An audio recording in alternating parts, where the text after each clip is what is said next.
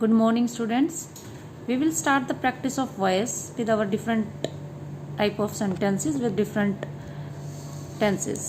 ठीक है ना। अब हम सबसे पहले अपना प्रैक्टिस के लिए सेंटेंस लेते हैं। एक सिंपल सेंटेंस लेते हैं हम। We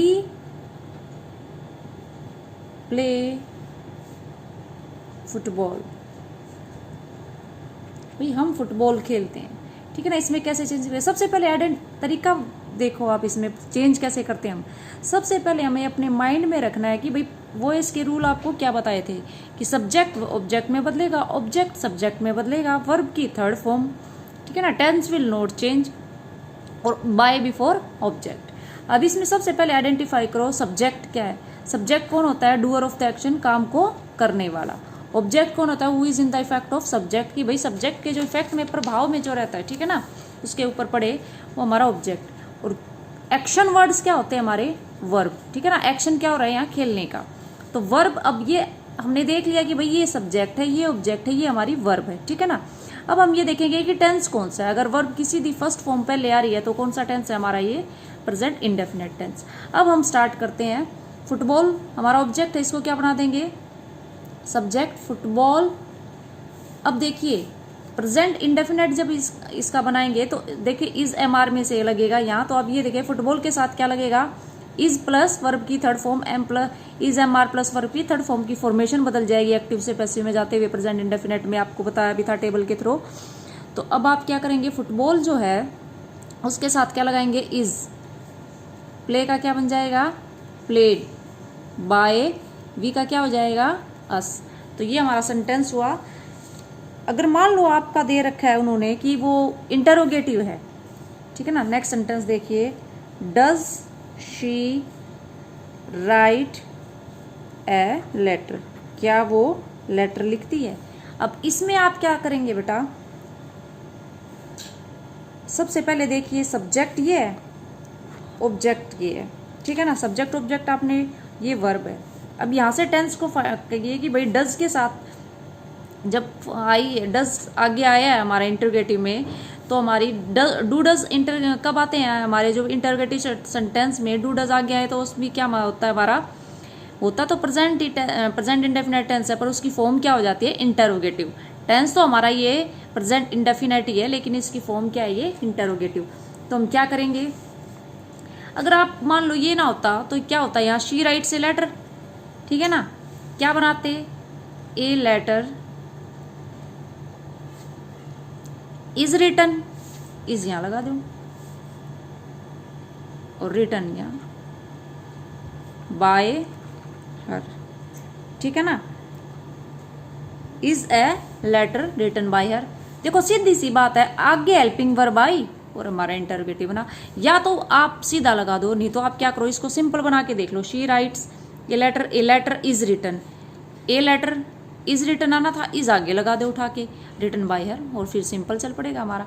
फिर मतलब क्या है कि ये एक आसान तरीका है कि गलती ना हो, मिस्टेक से बचने के लिए सिंपल बनाइए और फिर उसको आगे लगाइए, ये आपको पता ही है। लेकिन ध्यान रखिए कि भाई इंटरोगेटिव बनाना है, इसको हमें इस बात को छोड़ना नहीं है। अगर WHO वाला आ जाए, हु वाला, हु का क्या होता है? हमने रूल आपको भेजा था कि भाई आपको बताया था कि हु किस में चेंज हो जाता है? बाय हुम में। अब यहाँ है हु टीचेज यू इंग्लिश, भाई आपको इंग्लिश कौन पढ़ाता है? देखिए अब एक बात ना, आप सेंटेंसेस को पढ़ के देखिए। वी प्ले फुटबॉल, हम फुटबॉल खेलते हैं, ठीक है ना। फुटबॉल हमारे द्वारा खेली जाती है, बात वही है, लेकिन बताने का तरीका हो गया। यहाँ हमारे ऊपर जोर था कि हम ये काम कर रहे हैं, यहाँ काम हो रहा है ना, उसके ऊपर जोर पड़ गया, ठीक है ना। जहाँ पहले सब्जेक्ट इंपॉर्टेंट हो वो एक्टिव वॉइस, और जिसमें एक्शन जो काम इंपॉर्टेंट हो वो पैसिव। अब इसमें देखिए आप, हु किस में बदल जाएगा? बाय होम, ठीक है ना। आपने हु को बाय होम में बदल दिया। Teaches you English. अब आप इसमें ये देखिए कि आपका सब्जेक्ट कौन सा है, ठीक है ना। इसको हु टीचेज यू इंग्लिश हो गया ये आपका। By whom. अब ये देखिए आपका ये कौन सा टेंस है? Present indefinite. वर्ब की फर्स्ट फॉर्म के साथ SEIS है तो हमारा कौन सा है, प्रेजेंट इंडेफिनेट। प्रेजेंट इंडेफिनेट में यू के साथ क्या लगता है, इज MR में से are. By whom are you teach का क्या हो जाएगा, टॉट इंग्लिश। अब आर यू क्यों लगाया भाई हमने, क्योंकि ये क्या है, क्वेश्चन, ठीक है ना, इंटरोगेटिव। इंटरोगेटिव को इंटरोगेटिव में ही हमें रखना है। तो ये तो क्या था, बाय होम, तो यहाँ क्या बनाया कि जो हमारा एजेंट होता है बाय, वो लगता ही है कि भाई ये किसके द्वारा हो रहा है, कौन पढ़ाता है, किसके द्वारा पढ़ाई जाती है। तो वो जो किसके द्वारा था, जो एक एजेंट था, वो हमारा आगे आ गया। क्यों आया, क्योंकि ग्रामर में रूल है कि हु जो है वो आगे है तो वो बाय होम में चेंज हो जाएगा, जहाँ है वहीं की वहीं, ठीक है ना, हम उसको आगे पीछे नहीं लेके आएंगे। तो ये अकॉर्डिंग टू ग्रामर रूल है। फिर आप अपना बना लीजिए, you teaches English are you taught English, सीधा ऐसे ही बना। अगर मान लो आपका सेंटेंस होता you teaches English you are taught English, अगर आ गया teaches you English are you taught English, ये सिंपल हो गया आपका, जैसे हम बनाते हैं सिंपल वे में, ठीक है ना। अब नेक्स्ट सेंटेंस देखिए आपका, I have received her letter, ठीक है ना। इसमें क्या आ गया, I have received her letter. अब इसमें सब्जेक्ट क्या है, आई। अब टेंस पहचान कीजिए। अब टेंस यहाँ सिर्फ वर्ब नहीं है, हेल्पिंग वर्ब भी है। हेल्पिंग वर्ब प्लस वर्ब मतलब क्या है, हैज हैव प्लस वर्ब की थर्ड फॉर्म किस में होती है, प्रेजेंट परफेक्ट टेंस में। तो ये ऊपर प्रेजेंट परफेक्ट है, नीचे भी प्रेजेंट परफेक्ट रहेगा।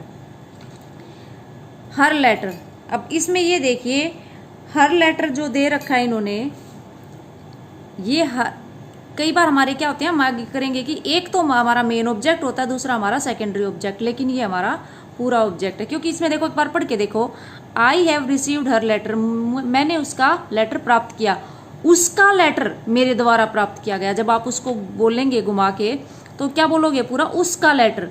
तो यहाँ क्या है, वो हर लेटर, ये पूरा ऑब्जेक्ट आगे लिए ये हर लेटर। अब हर लेटर के साथ आप क्या लगाओगे, हैज हैव में से देखो प्रेजेंट परफेक्ट है, प्रेजेंट परफेक्ट ही रहना है। प्रेजेंट परफेक्ट में क्या होता है, हैज या have plus third form.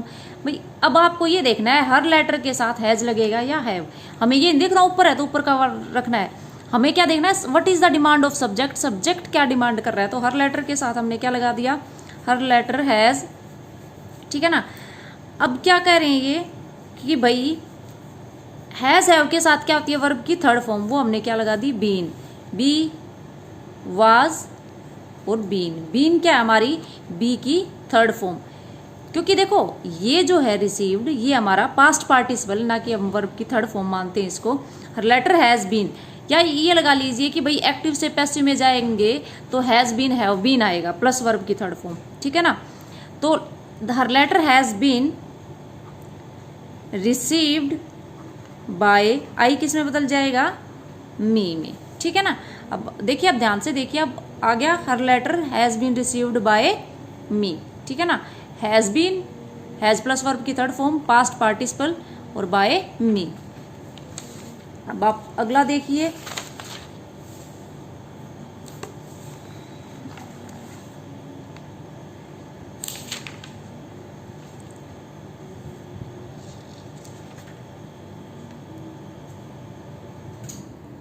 he killed a snake, he killed a snake, ठीक है ना।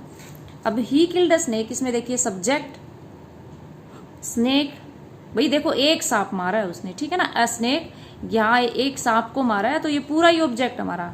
किल्ड क्या है, वर्ब की सेकंड फॉर्म, वर्ब की सेकंड फॉर्म किस में आती है, सीधी पास्ट इंडेफिनेट में। अब ऑब्जेक्ट को सब्जेक्ट बना दीजिए, अ स्नेक, अब क्या आएगा पास्ट इंडेफिनेट में, वाज या वर। अब स्नेक के साथ क्या आएगा, वाज, अ स्नेक वाज, फिर वही किल्ड बाय हिम। देखो फॉर्मेशन जो तरीका है वही चलेगा कि भाई ऑब्जेक्ट का सब्जेक्ट, सब्जेक्ट का ऑब्जेक्ट, टेंस बदलना ही नहीं, हमें बस थोड़ा सा तरीका लगाना है कि टेंस तो बदलना ही नहीं, ठीक है ना। टेंस हमने बदलना ही नहीं, ऊपर भी पास्ट इंडेफिनेट था, वाज प्लस थर्ड फॉर्म करेंगे तो भी पास्ट इंडेफिनेट ही रहेगा। ये क्या था, सिंपल टेंस की फॉर्मेशन थी, ये क्या है, पैसिव टेंस की फॉर्मेशन है। ये आपको टेबल भेज रखी है, हमने बता रखी है, थोड़ा सा ध्यान देना पड़ेगा। एक बार मतलब क्या है कि बेसिक आइडिया आपने पकड़ लिया तो सारे ही सोल्व हो जाएंगे। फिर आपको इंपेरेटिव सेंटेंस जो होते हैं वो हम अलग से बता देंगे, ठीक है ना। अब आगे देखिए, I help the old lady, एक और सेंटेंस देखिए, I help the old lady. अब इसमें आई क्या है, subject, helped second form past indefinite, the old lady, ठीक है ना। द ओल्ड लेडी वो एक बुजुर्ग औरत, क्योंकि एक किसी खास औरत को उसने हेल्प की है, सभी लेडी, ओल्ड लेडी को नहीं की उसने, द ओल्ड लेडी कोई है एक खास जिसकी उसने मदद की है, तो ये आपका पूरा ऑब्जेक्ट हो गया। इसको सब्जेक्ट बना दीजिए, द ओल्ड लेडी वो जो बुजुर्ग औरत थी, वाज, ठीक है ना, helped bye me, was help मतलब उसकी मदद की गई, किसके द्वारा, मेरे द्वारा, ठीक है ना। तो ये आपने कुछ सेंटेंसेस किए, कुछ आइडिया शायद आपको लग गया होगा, कुछ समझ में बेटा आया होगा। मैं आपको कुछ एक्सरसाइज दूंगी, फिर उसको आपको करना है, जितना आप करेंगे आपको समझ में आएगा। अगर कुछ दिक्कत आए you can ask by your message. Thank you.